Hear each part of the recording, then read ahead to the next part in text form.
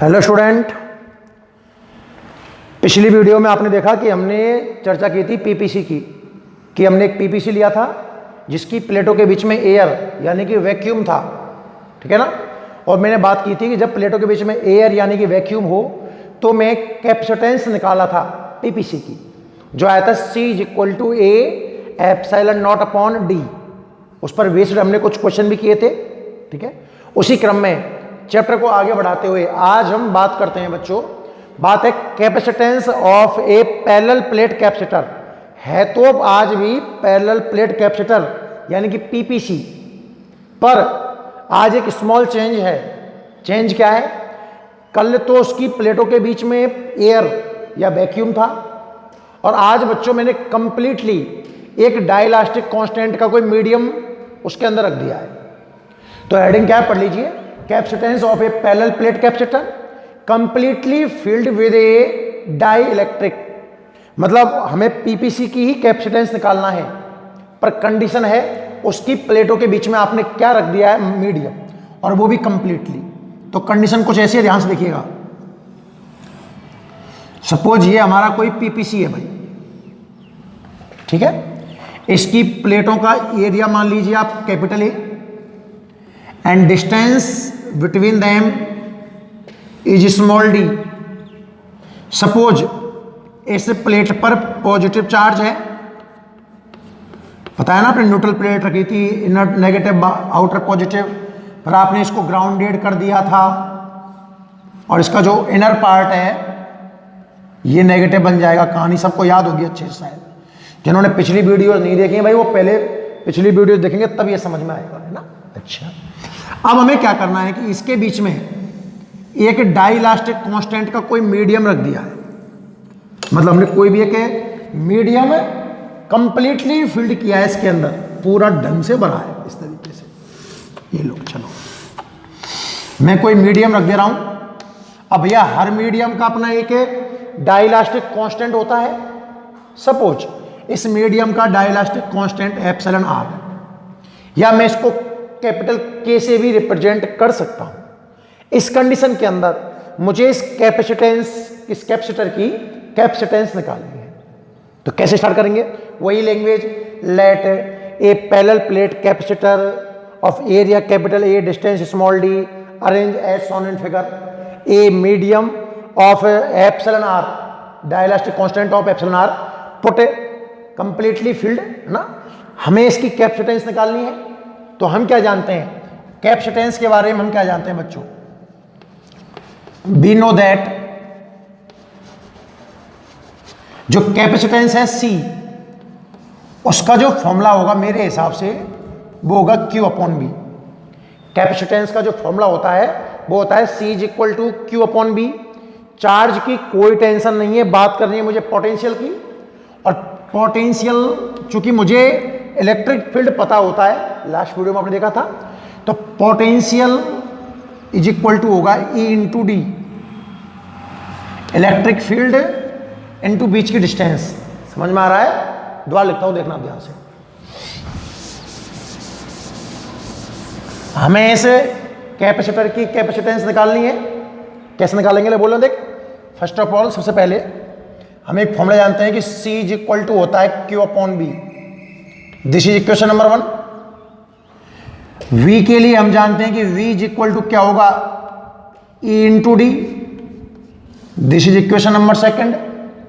और रही बात E की, तो पिछली वीडियो में मैंने बहुत समझाया था कि जो पीपीसी है, पीपीसी पैरेलल प्लेट कैपेसिटर, इसके आउटर में तो फील्ड 0 होता है, और पीपीसी के अंदर एक यूनिफॉर्म इलेक्ट्रिक फील्ड क्रिएट होता है जिसकी direction positive to negative plate की ओर होती है, ठीक है ना। और उसकी वैल्यू थी σ/ε0। पर वो कब था? जब वैक्यूम था। अब वैक्यूम थोड़ी है, मीडियम है, तो इलेक्ट्रिक फील्ड हो जाएगा बच्चों σ/, जो ε0 था ना, अब नॉट नहीं रहेगा, अब क्या बन जाएगा, σ/ε। आप दोनों की वैल्यू रख सकते हो बच्चों। सिग्मा की वैल्यू होती है Q/A, सरफेस चार्ज डेंसिटी, और एप्साइलन का फॉर्मूला मैंने पढ़ाया है चैप्टर नंबर 1 में, epsilon not into epsilon are. Epsilon naught vacuum के लिए और एप्सिलॉन आर उस मीडियम का डायइलेक्ट्रिक कांस्टेंट होगा। ठीक है, दिस इज इक्वेशन नंबर 3। कहानी यहां तक समझ में आ रही है ना? लास्ट वीडियो में और इस वीडियो में डिफरेंस किस चीज का है? इलेक्ट्रिक। यहां तक देखो, C is equal to Q upon B ही था, देख लेना आप। V is equal to E into D ही था, डिफरेंस E में है। जब आप वैक्यूम की बात करते हो तो E का फॉर्मूला होता है सिग्मा अपॉन एप्सिलॉन नॉट। पर now we are talking about medium, और मीडियम में जो इलेक्ट्रिक फील्ड होगा वो सिग्मा अपॉन एप्सिलॉन। सिग्मा को मैंने क्यू अपॉन ए से रिप्लेस किया एंड एप्सिलॉन को मैंने epsilon naught into epsilon r को वैल्यू पुट कीजिए। आप इक्वेशन नंबर 3 से E की वैल्यू इक्वेशन नंबर 2 में पुट कीजिए तो आपका आएगा V is equal to E कितना है? Q upon A epsilon naught epsilon r into d. This is equation number 4। अब 4 में जो V की वैल्यू है उसे 1 में पुट कर दीजिए। इक्वेशन नंबर 4 से वैल्यू पुट कीजिए आप इक्वेशन नंबर 1 में। दिख रहा है क्या? देखना पड़ेगा भाई मुझे ना, थोड़ा घूम के। हाँ बिल्कुल दिखेगा आपको आराम से, मजे से। तो आप इक्वेशन नंबर 4 से V की वैल्यू इक्वेशन नंबर 1 में पुट कर दीजिए।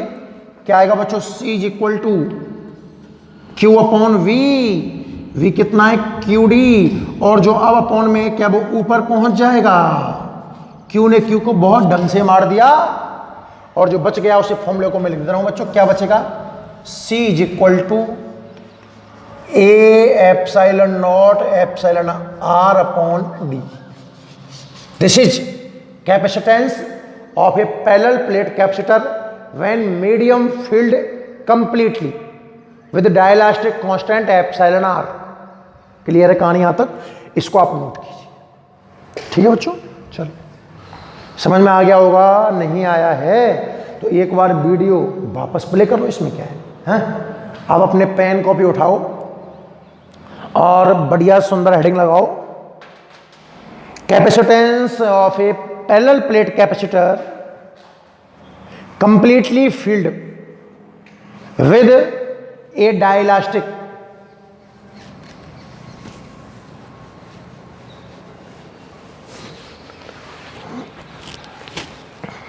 जल्दी करो। ठीक है, और सुंदर डायग्राम बना लो पहले। चलो सुंदर सा डायग्राम बना लो।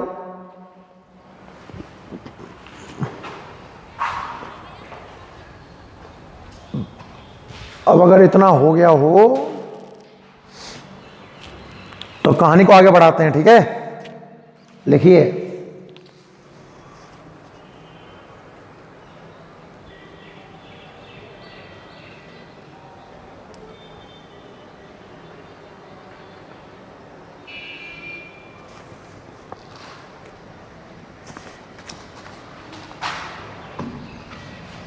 देखो, let a parallel plate capacitor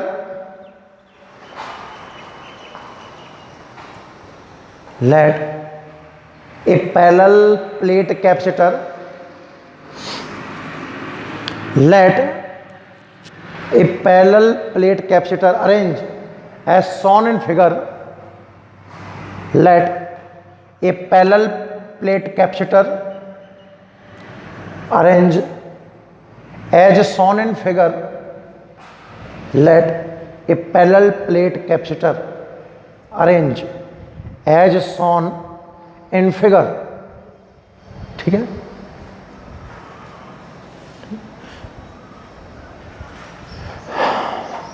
आगे देखो। A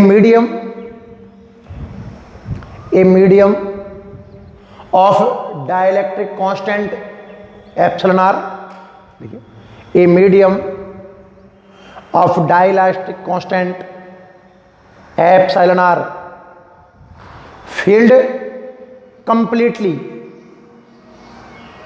between plate. A medium of dielectric constant epsilon r filled completely between plate. A medium of dielectric constant epsilon r filled completely between plate. मैं अपनी medium भर दिया plate के बीच में। We have calculate capacitance, we have calculate capacitance. Clear है? ठीक है सर। डायग्राम आप बना चुके हो, स्पेस दे के लिखो। नेक्स्ट लाइन से लिखिए, नेक्स्ट लाइन से लिखो। वी नो दैट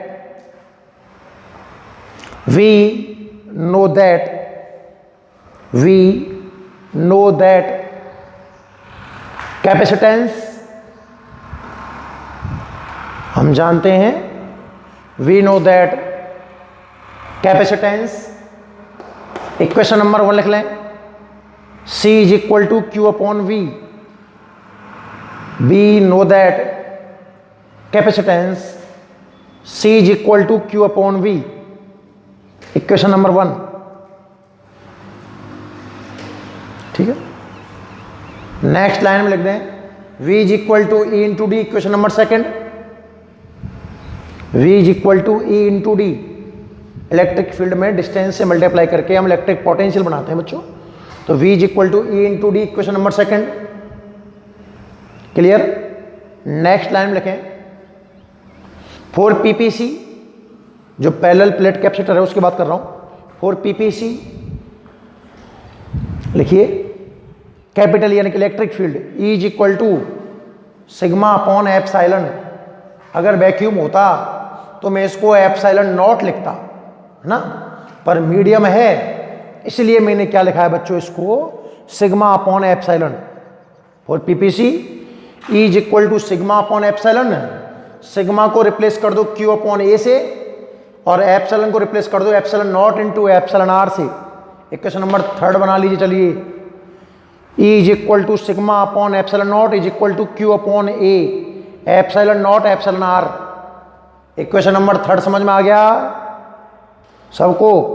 बड़ा सरल है ना। C is equal to Q upon B, V is equal to E into D, E is equal to sigma upon epsilon या sigma upon Q upon A epsilon naught. सब समझ में आ गया यहाँ तक? आगे लिखो, put value from equation 3rd to 2nd। Put value from equation 3rd to 2nd। जो इक्वेशन नंबर 3rd है उससे आप ई की वैल्यू इक्वेशन नंबर 2nd में पुट कर दीजिए और ये इक्वेशन नंबर 4 लिख लीजिए बच्चों।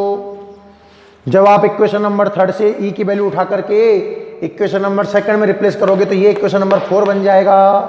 इक्वेशन नंबर 4 लिख लीजिए। लिख लिया? नेक्स्ट लिखें आप, put value from equation 4 to 1st। Put value from equation 4 to 1st। जो इक्वेशन नंबर 4 है उससे वैल्यू इक्वेशन नंबर 1 में पुट कर दीजिए।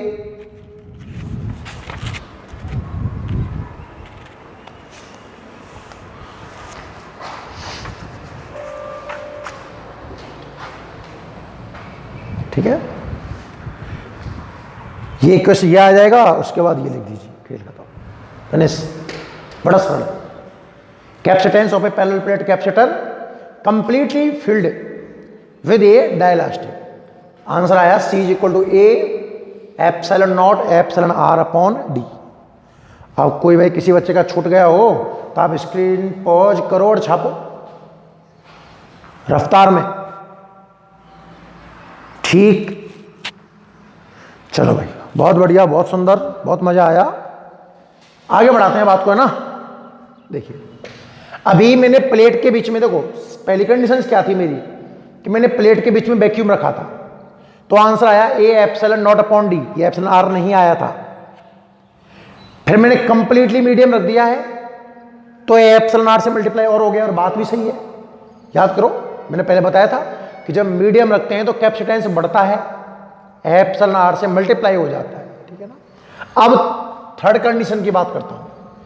Capacitance of a parallel plate capacitor अब मीडियम कंप्लीटली ना होकर पार्शियली बढ़ते हैं, पार्शियली।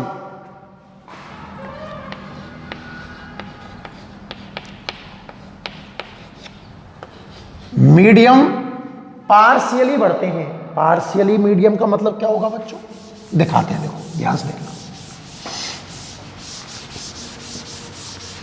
तीसरी कंडीशन है ये, कंडीशन नंबर 3। पहली कंडीशन आप पढ़ चुके हो, वैक्यूम था। दूसरी कंडीशन फुली मीडियम, और condition number 3 partially medium. Partially medium कैसे समझेंगे इस चीज को, देखिए भाई, ये पीपीसी की पहली प्लेट, इस पे जो चार्ज है पॉजिटिव। इसके बाद में पीपीसी की दूसरी प्लेट, ठीक है, इस पर जो चार्ज है नेगेटिव। एरिया कैपिटल ए और डिस्टेंस है डी प्लेटों के बीच की, ठीक है। और ये ग्राउंडेड, वही पीपीसी है भाई। मैंने पहले वैक्यूम रख के पढ़ाया, simple, C is equal to Q upon B, V is equal to E into D, E is equal to sigma upon epsilon naught. Sigma को क्यू अपॉन ए से रिप्लेस करता गया, आंसर आ गया।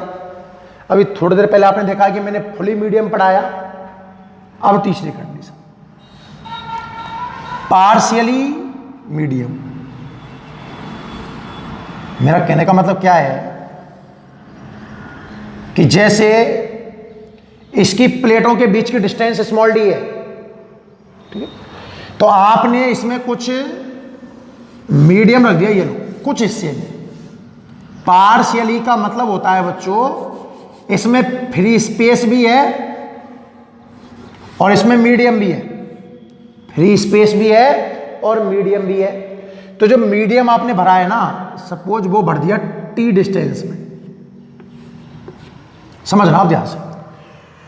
दोनों प्लेट का सेपरेशन स्मॉल डी है और आपने इसमें कुछ स्पेस में, कितने स्पेस में, स्मॉल टी स्पेस में मीडियम रख दिया है। तो बच्चों इसके, अच्छा, वो मीडियम का जो डायइलेक्ट्रिक कांस्टेंट है वो एप्सिलॉन आ रही है, ठीक है ना। अब ध्यान से देखो आप, इसमें मुझे दोनों चीज नजर आ रही हैं। इस पीपीसी में, इस कंडीशन के अंदर मुझे दोनों चीज नजर आ रही हैं। दोनों चीज कौन कौन सी चीज भाई? पहली बात तो ये कि देखो इसके बीच में कुछ डिस्टेंस में मीडियम है, टी डिस्टेंस में, और बच्चों कुछ डिस्टेंस में वैक्यूम भी तो है। वैक्यूम कितने डिस्टेंस में है? D minus T. Total distance D थी, टी में आपने मीडियम रख दिया है, तो कितना वैक्यूम बचा? D minus T. इसमें दोनों कंडीशन है, टी डिस्टेंस में मीडियम है और डी माइनस टी डिस्टेंस में वैक्यूम है। ध्यान से देखना कैसे करेंगे, सबसे इंपॉर्टेंट यही है। एग्जाम में आने की इसकी पॉसिबिलिटी मैक्सिमम है इस चैप्टर में। मोस्ट इंपॉर्टेंट है वो, इसका मतलब समझना है। स्टार्ट करते हैं। अरे हम तो यही जानते हैं भाई बार बार कि C is equal to Q upon V होता है, इक्वेशन नंबर 1। अब देखो ध्यान से, ये एक सिंगल कंडीशन नहीं है। ऐसा नहीं है कि केवल वैक्यूम है और ऐसा भी नहीं है कि केवल मीडियम है, दोनों कंडीशन है। तो बच्चों इसमें पोटेंशियल में एक स्टेप बढ़ेगा कि जो पोटेंशियल है ना वो दो कंडीशन में आएगा, वैक्यूम का प्लस मीडियम का। ये समझ में आया कि नहीं आया? C इज इक्वल टू है Q अपॉन वी। अब आपको B निकालना है। सिंपल एक ही कंडीशन होती तो आप V is equal to E into d करके निकाल लेते, पर ये तो कॉम्बिनेशन है दो चीजों का। एक चीज तो है इसमें फ्री स्पेस और दूसरा है मीडियम। तो आगे बढ़ाते हैं इस कहानी को। V निकालना है। अब हमारे पास वही system, V is equal to कितना होता है? E into d. वैक्यूम का पोटेंशियल है तो वैक्यूम का फील्ड E नॉट लिख दो थोड़ी देर के लिए। इनटू वैक्यूम में डिस्टेंस, और बच्चों वैक्यूम में डिस्टेंस आपको समझ में आ गई होगी, d माइनस टी है। पता है ना क्यों? टोटल डिस्टेंस d है, मीडियम t में भरा हुआ है, तो बच कितना गया? d minus T. यही तो फ्री स्पेस है, d माइनस टी। और मीडियम की बात करूं बच्चों, तो इलेक्ट्रिक फील्ड मीडियम का इनटू मीडियम में डिस्टेंस है t। ये कहानी समझ में आई क्या नहीं आई? दिमाग वही लगाया है मैंने, v is equal to E into d, पर दो बार, वैक्यूम के लिए वैक्यूम का और मीडियम के लिए मीडियम का। सारी वैल्यू पुट कीजिए, v इज इक्वल टू ये sigma upon epsilon naught vacuum के लिए, और मीडियम के लिए सिग्मा अपॉन एप्सिलॉन। सिग्मा की वैल्यू भी पुट कर दीजिए, तो v is equal to sigma की वैल्यू है q upon A epsilon naught multiply by d minus t, plus sigma की वैल्यू q अपॉन ए और एप्सिलॉन की value epsilon naught into epsilon r multiply by T. क्या दोनों में से कुछ कॉमन आ रहा है? क्या देखना, v is equal to q upon A epsilon naught common आ गया, यहां तो बच गया d माइनस टी, और q upon A epsilon naught common आने के बाद यहां बचेगा t upon epsilon R. This is equation number second. भाई देख लो, सोच लो, समझ लो, समझ में आया कि नहीं आया? क्या करना था? कैपेसिटेंस निकालना है। कैपेसिटेंस निकालने के लिए मैं तो एक ही फॉर्मूला जानता हूं कि C इज इक्वल टू होता है Q अपॉन V। फिर मैंने वोल्टेज निकालना चाहा तो वैक्यूम का प्लस मीडियम का। वोल्टेज क्या है? इलेक्ट्रिक फील्ड इंटू डिस्टेंस, तो वैक्यूम का इलेक्ट्रिक फील्ड, वैक्यूम की distance d minus T, medium की डिस्टेंस t, ये मल्टीप्लाई किया, ये किया, वो किया, सब समझ में आया? यहां तक समझ में आ गया होगा, और देख लेना वीडियो चला करके ना। अब आप वैल्यू पुट कीजिए इक्वेशन नंबर सेकंड से फर्स्ट में। भाई सेकंड से जो v आया है ना, इसे आप फर्स्ट में सेट कर दो, तो c is equal to q upon v, और v कितना है? q upon A epsilon naught, और क्या रहा? d minus t plus t upon epsilon r. क्या q ने q को मार दिया? बिल्कुल मार दिया, और ये भाई साहब ऊपर पहुंच गए, तो जो आया वो बहुत अच्छा आया, a epsilon not upon d minus t plus t upon epsilon. This is our final answer. Capacitance of parallel plate capacitor partially field with a dielectric. समझ में आया? मोस्ट इंपॉर्टेंट हेडिंग है, सब अच्छे से सुन लेना। पहली बात तो आपको समझ में आ ही गया होगा, फिर भी कुछ कमी भी सी रह गई हो भाई तो वीडियो वापस चला करके देख लेना। क्लियर? चलो नोट करो, हेडिंग नोट करो पहले, चलो जल्दी से रफ्तार में। रफ्तार में लिखो capacitance of parallel plate capacitor partially field with a dielectric. ठीक है, ठीक है, अरे समझ गए। पहले डायग्राम बना लो।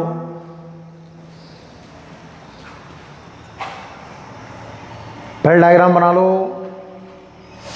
डायग्राम के बाद वही घिसी पिटी कहानी लिख दो। देखो let a PPC arrange as shown in figure. Let a PPC arrange as shown in figure.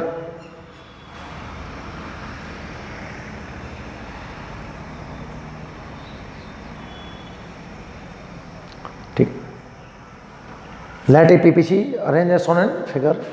लिखो a medium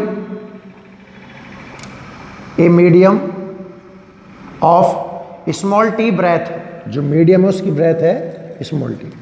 A medium of small T breadth comma